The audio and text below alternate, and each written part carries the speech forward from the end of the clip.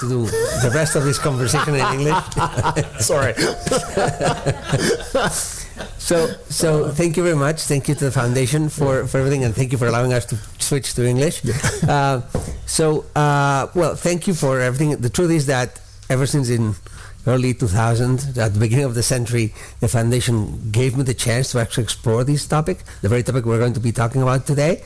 I've been thanking the foundation time and again and coming back to Spain to share everything I've been learning about how to take technology into the world. And right now we're in the middle of actually doing a number of projects together. I'm not going to bore you with a description of my CV again because you've already heard it. As I said, as Vicente said, it's online. But what I want to tell you is about what we're doing next. So one of the things that's happening this week, is we've started to bring some of the knowledge of my courses at MIT about how to transfer technology into the world. Here, we had a first pilot course at the very beginning of the week here in this foundation, in this very same room, right, with the idea that in the future we might be able to bring to Spain all of the things I've learned about how to move technology to the world. Now, so that we're very clear, this is the knowledge at the very frontier of how to take advantage of the latest technologies. So there's a chance, through the leadership of the foundation and their support, to bring to Spain essentially forward 40 years, 50 years, 60 years into the future in a very short period of time. At least that's the ambition.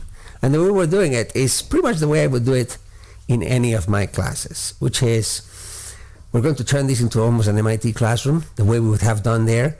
And for a second, I'm going to ask you all to open your minds, and I'm going to introduce you to what I would do to my students, which is bring a person that routinely deals with technology and bringing this technology into the world from an angle that's incredibly different from what they think technology innovation is about. Mm-hmm. And then we're going to have a conversation for a few minutes about this, extract as much expertise as we can from Admiral Selby about his particular point of view of how technology makes it into the world. Hopefully the two of us will have a dialogue that will give you enough to think about so you guys can ask a lot of questions. We get better with the questions, so our job is to give you lots of opportunities to ask questions from us. So as I said, for now, for the next few minutes, you are all kind of MIT students, and this is the way it would happen exactly in any of my classes. And there will be an exam at the end. Exactly, right. So let me just start with asking, Lorin, if you can share with everyone a bit about your background, like Sure. what's the trajectory of the First of all, I'd like to thank the Rafael del Pino Foundation and Vicente. Thank you so much. You've been a great host and taking care of us all week, so thank you so much. It is a true honor to be here, and it's my first time in Madrid. Beautiful city, and just fantastic. I need to come back for a longer stay, obviously. But so my story. So this is really funny, but literally 30 minutes ago, I got a call from a man who, when I was in high school, was the person who introduced me to the submarine force. This is just crazy serendipity, but literally he called me. He's 85 years old now. He wanted to talk to me and congratulate me on my career, and it just happened, which is amazing. So it's a little heartwarming story, but I was a kid who grew up in the 60s, so I'm almost 62. So I was a space kid. I watched every space launch that I could watch as a kid growing up. And I saw Neil Armstrong and Buzz Aldrin step on the moon. And I think I was five and a half or something when that happened. And that's, I remember a few things before that in my life, but that's the most impactful thing I remember as a child. And I remember distinctly thinking, I want to be an astronaut and explore the solar system. That was my dream, right? Fast forward to high school, I'm sitting in the back row, and over the course of the semester, I'm working my way to the front row, and the teacher says to me, "Can you see the board?" I'm like, "Yeah, I can't see the board very well." So I had to go get glasses, and unfortunately, at that time in our history, there was no corrective vision surgery, and if you didn't have perfect vision, you could not be a fighter pilot. And if you weren't a fighter pilot, you couldn't be an astronaut. That's different today. They have mission specialists and other things, but that was not the case back then. So I knew at that moment in time, my dream was crushed. And I was like, what am I going to do with my life? And, I think I was 15 or something. So, I had a lot of time to figure it out. But fortuitously, sometime within a year of that, I was somehow I went to a friend's house in Hamilton, Virginia, which is outside of Washington, D.C. And sitting around the table with my friend's father, and he is I don't know how we got on the subject, but he starts describing the fact that he had been a submariner in the U.S. Navy. And he describes what it was like to be on his submarine, which was USS Stonewall Jackson. And he described these stories of the adventures and the technology and the skilled people, the sailors. And I don't know what happened, but a switch went in my brain, and I just, at that moment in time, knew that was what I was supposed to do, right? And so I went on from that, and I was a straight A student. I was the valedictorian, the number one graduate of my high school class. I was the president of my high school class. I was an overachiever because I knew to get into the Navy and to do this, I had to be the best of the best. And so that drove me to do all that. I went to the University of Virginia, studied nuclear engineering because I knew I wanted to be on a submarine. I was in the Navy's training program at that point, and I was commissioned as an ensign, which is the low rank of officers, into the Navy. And went into the submarine force, and I never looked back. And so I served 37 years, 36 and 3/4 years in the U.S. Navy. And I tell everybody, I got to live my dream. I literally got to live my dream. It wasn't the initial dream, but it was the dream I had in high school when I met Mr. Fletcher, who gave me this kind of inspiration to be a submariner. And so the fact that he calls me tonight when I knew I was coming here to say this was just like, wow, this is like meant to be. Anyway, I became a submariner. I served all the way up through command. I was a captain of a fast attack nuclear submarine out of Pearl Harbor, Hawaii, which was also my dream. My dream was very specific. I wanted to be Hawaii, and I wanted to be going into the Western Pacific for missions, which I did all of that.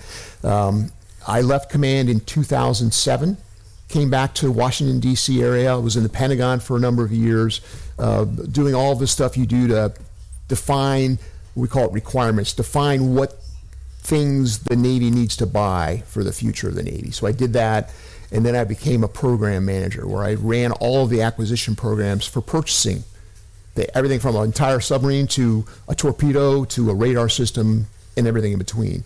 I did that, made admiral, commanded all of the Navy's research and development centers. We call them warfare centers, but they're research and development centers. Had roughly 30,000 people working for me, taking care of every aspect of a ship or submarine. If you think of something as complex as a nuclear submarine, there are thousands of systems, thousands of components. Every single system on a submarine, hydraulics, high pressure air, ventilation, sanitation, plumbing, every single system has a person in the U.S. Navy who is the subject matter expert for that system. He or she knows everything about that system and all the components in it. Those people work for me in the warfare centers. And it was kind of then when I started seeing that there was a lot of technologies outside of the Navy that were having trouble getting into the Navy.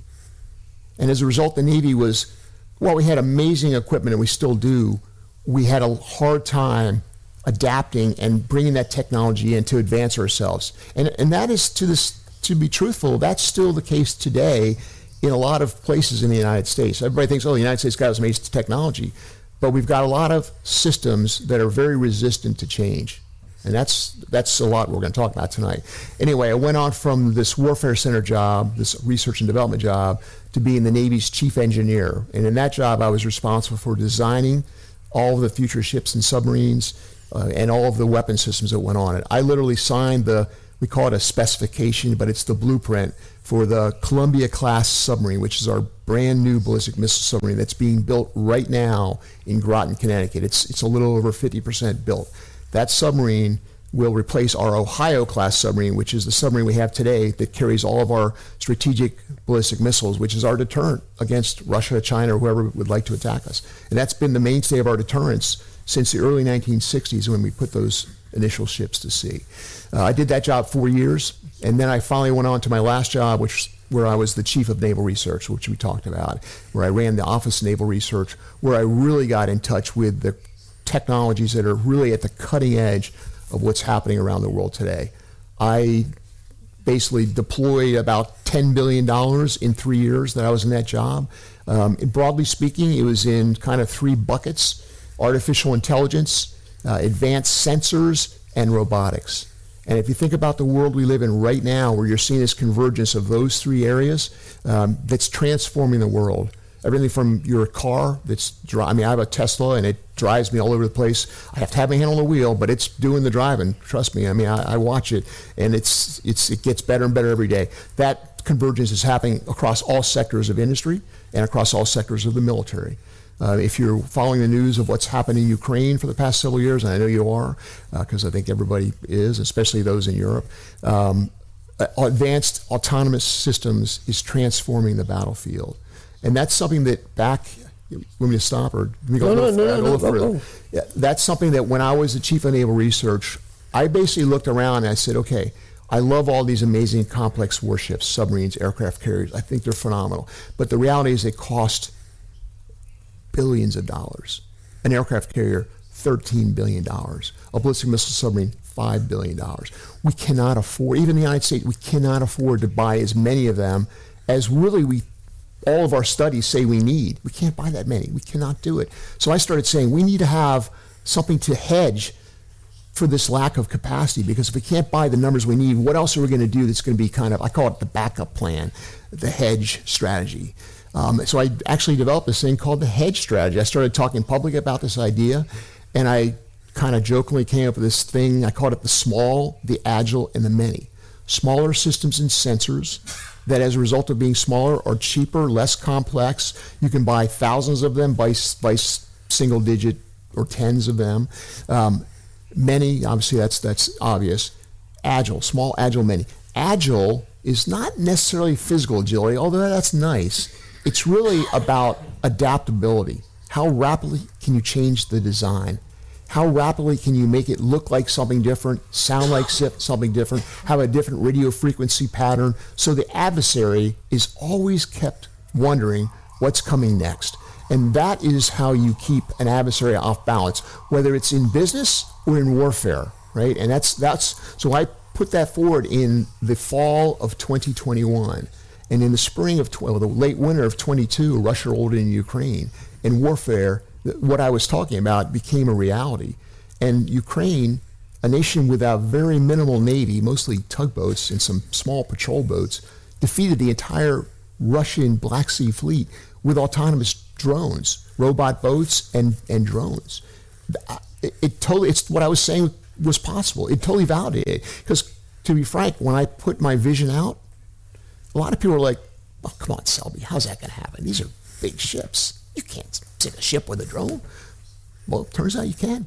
And so that became a reality. And so in the course of all this, I still struggle with how to move technology faster, because as I saw this world that was going with this autonomous systems and sensors, I recognized we have got to go faster. That's when I made my decision to actually get out of the Navy, because I said, look, I could try to stay and fight it from the inside, or I can get out and actually be able to speak more freely, more publicly like this, and work with companies like Louise's and several others that I'm working with to actually try to find ways to move that faster. And I think that's what we should spend the rest of the time talking about today. Definitely. So there's a lot of really good stuff in there. So and one of the things that's actually is very relevant to the moment we're in Europe now, to the moment Europe is living right now, because in Europe is awakening to the need to actually introduce defense, and to do it in a manner that's consistent with the principles of the European Union, as well as with the way we've been doing research, which is certainly not military. There's a number of things to do. And so, but the United States has actually been using its military for well over 60 years to advance faster than anyone in terms of research and technology. So I think it would be good if you could explain to us a bit what, and then this is part of the exam later, by the way, what is the Office of Naval Research? What does it do? Right. So coming out of World War II, there was recognition that the science and technology that was done by Vannevar Bush, who was an MIT professor who went to President Roosevelt in the early days of the war and said, hey, you, Mr. President, the United States needs a science and technology organization to start looking at advanced technologies that can actually change warfare to the advantage of the United States and our allies. So we established an organization, and coming out of that are things like radar, advanced communications, sonar, proximity fuses. These were all things that came out because this group of scientists that were a part of this organization worked closely with the military to understand their needs and their challenges, and worked with the academics and research universities as well as research organizations around the country and the world, and found these technologies and then rapidly moved them into the military for use. And that, as well as our industrial capacity, is what allowed us to win World War II. So coming out of the war, there were a lot of people that wanted to just put all this stuff to rest, say we don't need that anymore. But Vannevar Bush went to the president, at this point it was President Truman because Roosevelt had died, and said the United States needs to continue this tradition of the government funding science and technology, because only the government has a very long view and is willing to spend the resources without an immediate return on investment that's within, maybe it could be decades away, right? And so he convinced the president that that was a good idea. They were trying to stand up what is now our National Science Foundation. There was a lot of political infighting that got in the way of approving that legislation. So the Navy came in and said, well, we've got an organization that we think would be good for this. It's the Office of Naval Research. So in 1946, the Congress passed a law that established the Office of Naval Research. President Truman signed that into law, and that became the first government science and technology organizations following World War II that is still here today. And we invest in everything from basic research, which is nothing more than a college laboratory's phenomenology that some scientist thinks is relevant, all the way through developing advanced prototypes so we can actually take into the field and prove to a Marine or a sailor that this is something that would actually help him or her win the war if we had a war, right? That was incredibly unique at the time. And even to this day, it's still unique, and we can talk more about that in a minute. But ONR has been around since 1946, basically having this incredible linkage between the government, academia, and industry. And that triumvirate, or three stools of the stool, as it were, are very critically important to how the United States has maintained this incredible relevance in science and technology and advanced tech to this very day. Yep. Let me build on that. So since you mentioned academia, so when I have my students in the room, so most of the default, we live in an era in which the default investment is, I have an idea, let's go to a venture capitalist, right? And so what I ask my students is, look for someone else, right? Because there's typically someone in the world that has a strategic need or a desire to change the world in a given manner, that's willing to put the money for the strategic need, not just for the money itself, right? And that person is typically a better partner. So I'm actually asking my students to look for partners, not for money, right? And then along the process, make that sense. So can you tell us a bit like how ONR is actually a partner like that? And so when I was Chief Naval Research, it was roughly $600 million every year that I was allowed to put into colleges and universities, mostly in the U.S., but some overseas, but mostly the U.S., to do basic research. Again, that's that. It's basic research. It may not have a known military application yet, but I had a staff of roughly 400 PhDs that had deep expertise in very electrical engineering, advanced manufacturing, photonics, autonomy, AI, deep expertise. And they had the authority on their own, without me, to deploy money to universities to do research in an area that they felt had some potential hope. Again, because these were lifelong experts in their fields, right? PhDs that also were in the research fields for decades. So they had deep expertise. I mean, I'm okay smart. I went to MIT, but I'm not as deep as these people were. So I did not tell them what to do with this money, right? I would occasionally ask, what are we doing with this money? But I allowed them the autonomy to invest in this research. And when they did, over time, they would monitor what was happening with the money and with the research. When they started seeing a relevant application, they would go to the next level of funding, which is now applied technologies. Now there's an application. So now they do even more research with a focus on an actual mission or application for the military. If that continued to pan out, be something they thought was good, they would go to the next level, which is advanced technology demonstration, which is where you start building prototypes, right? Building things that can show somebody, a warfighter, what it can do for them. That's kind of unique because most organizations, even today in the United States, they divide the funding line. So there's organizations that do the basic and even the applied research in one organization, but then they have to hand it over to another organization to do the prototyping, right? It works okay, but in my humble opinion, the way the Navy and ONR does it is better because that's in kind of one funding organization with one contract shop and one leader. You can fairly rapidly move the technology from that basic to applied to a technology demonstration, a prototype, right?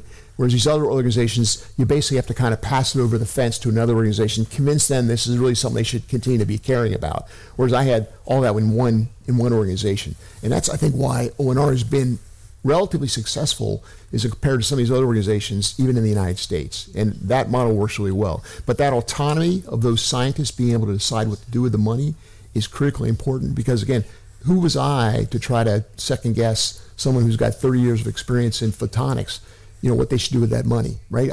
I was focused on were we spending too much for too long a period without getting anything out of it, but I wasn't going to second guess the fact that he or she wanted to put money in a certain organization, certain university to study something.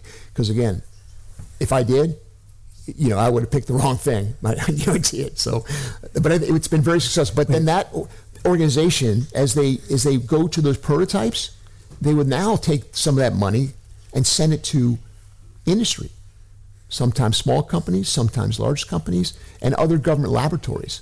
And so that's where you start bringing in the government, academic, and business. That's where that triangle comes in. So some of that money eventually went into industry to build those prototypes. And that's very powerful too, because it gets them thinking about what could be done with this.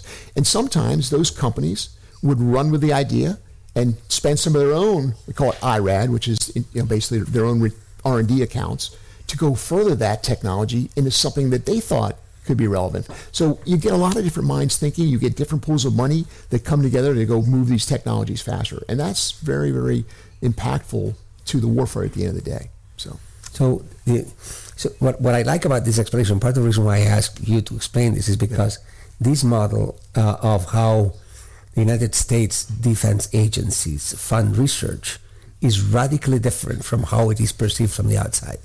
So you've described a shop that essentially funds basic research and its motion towards a useful application without even quoting once the word investing, equity, or whatnot. Right, that's right. That's right.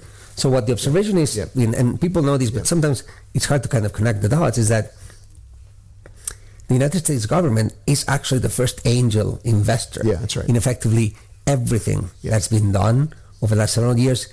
And the venture capital industry that has blossomed also here in Europe is only the last step. Yeah, it's at the very when the product is so clear that all it takes is a reasonable amount of time and so on. I think this is important because in a way what you're telling us is that in the 1940s, right, when the United States had a wake-up moment after World War II and then wanted to start its own defense apparatus and so on, instead of going for let's invest in big companies, it went on let's invest on people, talent, research, right? And let's have the military do that. That's right. Isn't that kind of like, isn't that shocking? One of the amazing outputs of this grant money, this $600 million a year that goes to these universities, is you get these PhD students and even professors that go off and start companies because they're allowed to we allow them to do that, which is actually kind of unique. Some places would not let that happen. So we encourage that. We want these people because they're the deep experts. They've been actually working with the technology, the ideas. Many of them go off and start a company. And then that's kind of where the VC will eventually come in to actually continue to provide funding, to actually make some relevant use case for it for either commercial or military purposes. And that's where VC comes in. And so in fact, when I think about the money that I put in, the $10 billion I talk about, right? And again, it wasn't me, it was my people. But that money, in a couple of years, I'm already seeing the leading edge of it now. Those companies that are starting right now from that money, you're going to, over the next 5 years, there's going to be a huge proliferation of this, this autonomy, robotics, advanced sensing coming together. It's just beginning, but it's coming, and that's what gets us started. And again, it's because really at least in our case, only the government has the long view and the deep enough pockets to fund research that doesn't have an immediate turnaround, right? Even VCs are only going to fund something if there's a turnaround in 5 to maybe 8 years. That's kind of it. If it's kind of beyond that horizon, they're not interested. They're not going to put their money in. Their LPs will be screaming at them, where's my return? So it wouldn't work. So, yeah. So then, for me, this is very important. One more question. So, just for the benefit of our audience, so ONR and the Navy effectively operates everywhere. That's correct? Yeah. From the bottom of the ocean? I always say seabed to space, right? That's seabed to space. We operate all there because we have satellite payloads that are monitoring the ocean surface, trying to see through the way, everything. So we've got all that stuff. Yeah, seabed to space. So you're effectively, you effectively run an organization. Well, actually, we're part of the engineering core of the organization, and then run the organization or the warfare centers, then the organization, the owner itself, that effectively does research in all domains, on all fields, like from material science to space technology to nanophysics, and I bet there's math and physics and quantum mechanics, everything, and all kinds of stuff there, right? So you're effectively like, in so many ways, as big as MIT in terms of like what you move, but except that you don't do it yourself. Right. You sort of let the money go wild across companies and as well as academic labs that have a pursuit, kind of pursuit, right? Yeah. So let me switch topics a bit. And so now, you must have had, and I know these anecdotes, I'm going to ask you about it in a second, but you must have had the biggest challenge that we all see, which is like, hey, I just paid for this beautiful paper, right? And you got this paper, and the paper is well done. It's good research, basic research. So now what? Right. And I know, and I know that in your efforts to kind of address that thing, we'll talk more about that. There's this thing that I would really like you to share with the audience, which is when you went to to people in high tech, and tried to share with them the complexity of your world. So do you mind sharing that story? In my about a year before I left the Navy, so this is probably 2022 or so. I'm not going to say the names, but I invited some very high-profile technical people to go on a submarine with me to go see what the technology is the Navy has on a submarine. So we, I'm not going to say who they are, but so one of them had his own jet, and anyway, they flew into Hawaii. I went and picked them up, took them to the submarine piers in Pearl Harbor. We got on a little, we call it a torpedo retriever, which is a little small boat, which takes us from the pier out to the middle of the harbor. There's a submarine in the middle of the harbor waiting for us. It's turned around, ready to go back out to sea.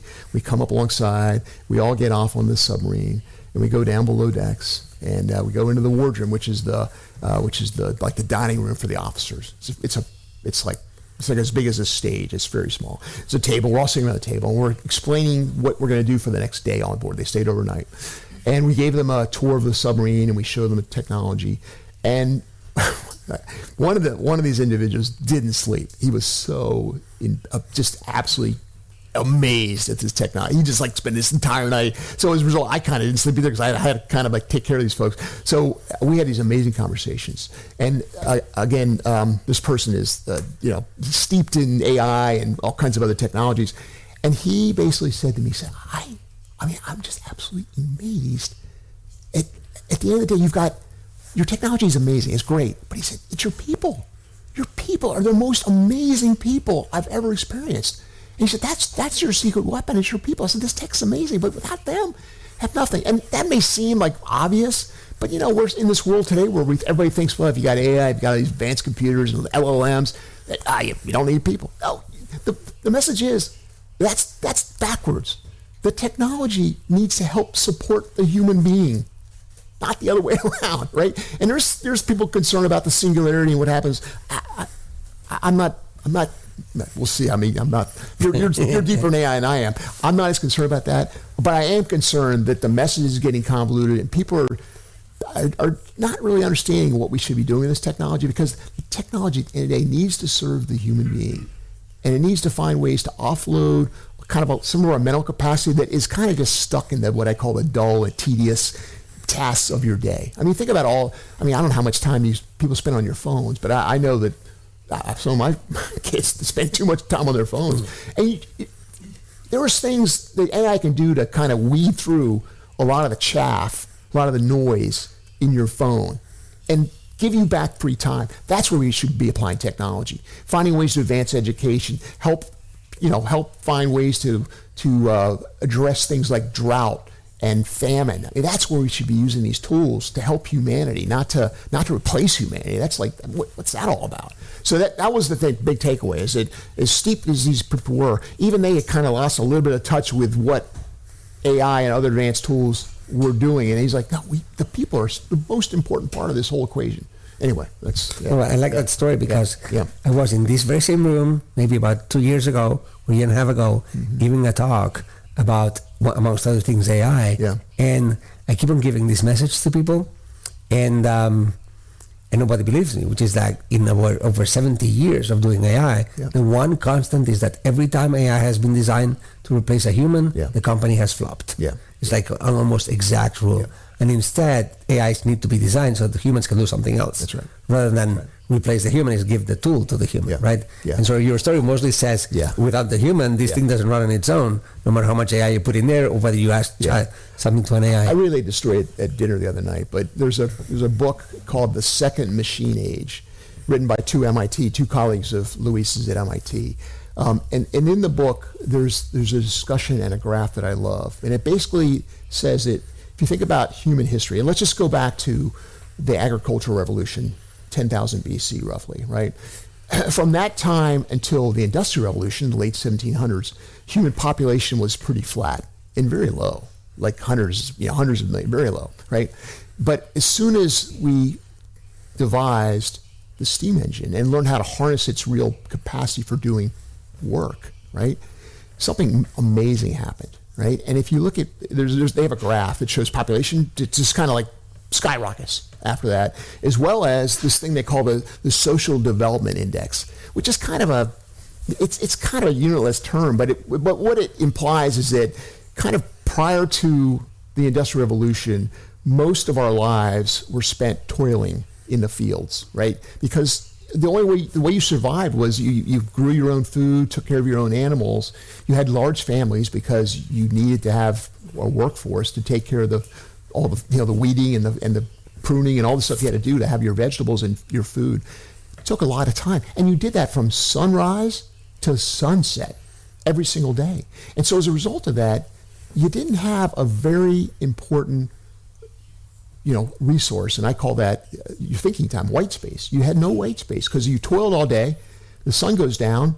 You're now bumbling around with candlelight, if you had candles, to just do whatever you had to do to get ready to go to bed. Then you went to bed, and you did it all over the next day. So anyway, as a result, your capacity for doing other things, your social development index was very low, right? But as soon as the Industrial Revolution happened, they postulated that also skyrocketed. And it makes sense, because as soon as you had a machine that could do the work of 10, 50, 100 human beings, all of a sudden you had time.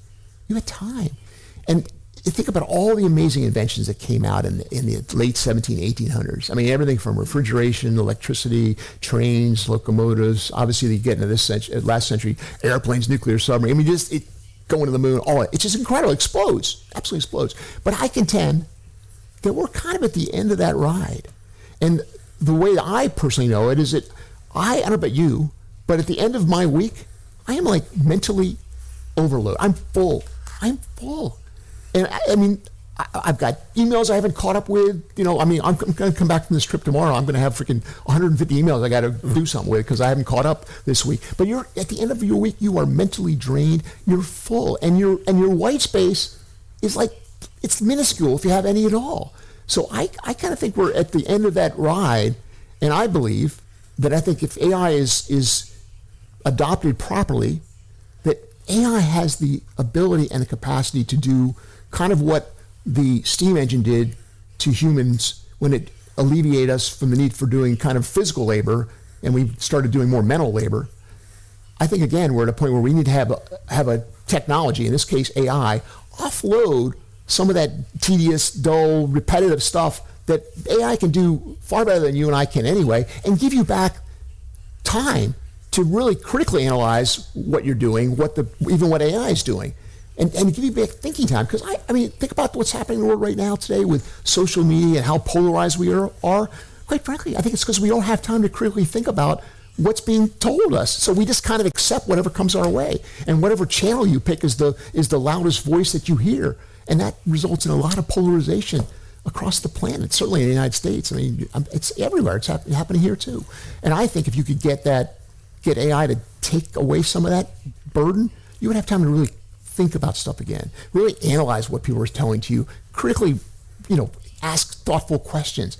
That would take us, I think that takes us to the next level of humanity. So I think there's a lot of promise. Now, there's obviously other forks in the road where it could go wrong, and you've seen some of this over the last several decades with cybercrime and people stealing identities. That's going to happen, and unfortunately, it's not uncommon. Technology always goes faster than law, regulation, and policy. And so you're always going to have a bad actor that's going to try to find some way to contort that technology to do something evil or bad until rules, regulations, policies catch up, put in place the right curbs, limits, left and right limits to keep it in the box so it can do more good than harm. They always do some harm, but you want it to do more good than harm. Anyway. So we're let me see, we have about 5 minutes until we need to go into the Q&A. Yeah. So, and I want to kind of wrap up on 2 quick topics. Yep. Moving back to the idea of transition of technologies that you witnessed at ONR. Yeah. So, quick estimate, thinking about ONR, your experience there, but also DARPA and other places that do things that are, if not the same, similar or parallel to what happened at ONR. Yeah. Effectively investing in advanced science and research. How often, percentage-wise, would you think those technologies that you've seen make it into either the fleet or a company and actually improve humanity or society or so on? I hope that's rhetorical and you have the answer. I don't have the answer, but I'm hoping you'll get it. Yeah, I mean, I'm going to spitball it. I mean, it's lower, it's low, right? It's low. You don't need to guess the number. Yeah, I don't have a number. It's low, and again, this was my frustration because again, even though with all these amazing things I've said about what ONR can do, there is still this impediment to moving that tech into kind of existing ships, submarines, aircraft carriers. We call them programs, right? Existing programs. So there's a resistance, and that's not. It's not just the Navy. This is not it's any large bureaucratic organization. Once you get set in the way you do things, whether it's building a model of a car or an airplane, it is hard to change it because there's a lot of pride in that design. It works good enough. I mean, it is hard to change it, especially when you have people that are counting nickels and pennies and trying to say, well, that's going to cost a lot. Why don't you do that? The return on investment is already good enough. Why do you want to go change that? So it's hard. You're competing with an existing program, and that is very challenging.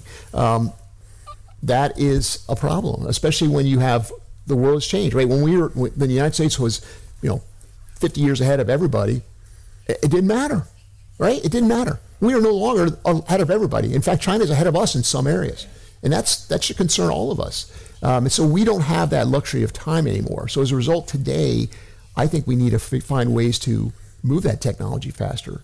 And again, this kind of comes down to what Luis is doing and some of the ideas he's got, because again, much of this research results in a paper, right? Maybe a patent somewhere, but a paper. And a lot of that goes on the shelf. I call that the proverbial virtual technical shelf, right? So it's like a library with all these documents in it, and it's virtual. It's not a real place. But you've got thousands of those examples across at least our country, from the National Science Foundation, National Institutes of Health, ONR, my equivalents in the Army and the Air Force. Thousands of those reports of technologies that proved something worked. Some phenomenology had an application that was relevant, but it just didn't get any to the program because, again, there was resistance. It wasn't the right time, wasn't the right money, whatever. So if we could find a way to repurpose that and combine some of those ideas into bigger and better ideas, I think that there's a treasure trove of opportunities out there. We just have to have a method that knows how to recombine those different technologies into new things, right? You understand this idea of it's called combinatorial innovation, and I'll just briefly riff on this if that's all right. But if you think about, here's a good example. So before 2007, most people had a digital phone. You had a phone. You had a Nokia phone or an Android. You had some kind of phone, right? Okay. You had a phone. You may have had a GPS in your car. It was probably a Garmin or a TomTom. You may have had a digital camera. You may have had even like one of those Palm Pilot things. I mean, who remembers a Palm Pilot? Anybody remember that? Yeah. It was a digital handheld device that mostly it was a calendar and a to-do list. That was really, you could kind of write, but it was really archaic. But you had that. What else did you have? I mean, you had a bunch of these consumer electronics, but they're all separate. Oh, you had a Sony Walkman or an MP3 player for music. Right? Yeah, and you loved all these devices. They're all really cool and neat, but you had like 5 things in your pocket. I mean, it didn't make any sense. And guess what happened? What did Steve Jobs do? He combined them all, put them all in one thing, your phone. That was revolutionary. That's combinatorial innovation. There's many examples of that. That's just one that I happen to like. I think if we could find a way to package that, that methodology, there are hundreds of thousands of things we can go solve, right? And that's what Luis and I are trying to do with S1 Industries, his company. And I think there's huge opportunity there. I really do. So that's so to wrap up this part, so I can ask your questions. Let me kind of briefly summarize these kind of like essentially what I've heard today is, and I'm going to turn everything on its head because that's my job today. I've heard that there is a boatload of technologies, advanced science, that's sitting there waiting for someone that's willing to put things together. I've heard that when the United States had the problem of staying ahead, instead of going for more VC investment, they went for tripling down on research and technology development with military.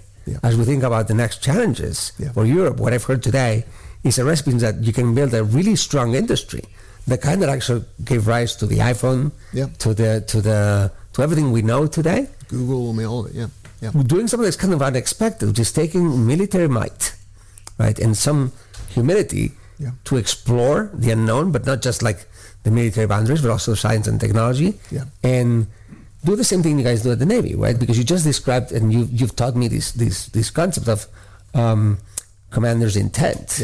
So what you do with your scientists, you do the exact thing that you would do with your commanders. You're giving those scientists the possibility to help advance the envelope, knowing that at some point society will catch up and venture capital will have something to invest on, right? And along the process, another question, as we live in this modern world and the situation is not the exact same, but maybe it rhymes. Maybe the question is, how do we get the new efforts in defense across the globe to go in the direction of better society, more technology, more wealth, right, and better industry, as opposed to sort of fighting each other and destroying the ships that are expensive, right?